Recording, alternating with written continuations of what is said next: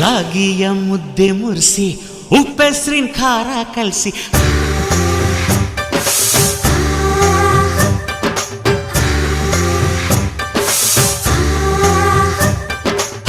ರಾಗಿಯ ಮುದ್ದೆ ಮುರಿಸಿ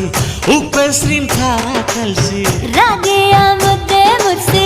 ಉಪ್ಪೆಸರಿನ ಖಾರ ಕಲಸಿ ಬೆಳ್ಳನೆ ಬೆಳ್ಳದಿಂಗಳಲ್ಲುಂಡೆದ್ದು ಉಳ್ಳಾಡೋದು ಬಣವೆಯ ಮೆತ್ತೇಲಿ ಗಂಡನ್ನ ಮುದ್ದಾಡೋದು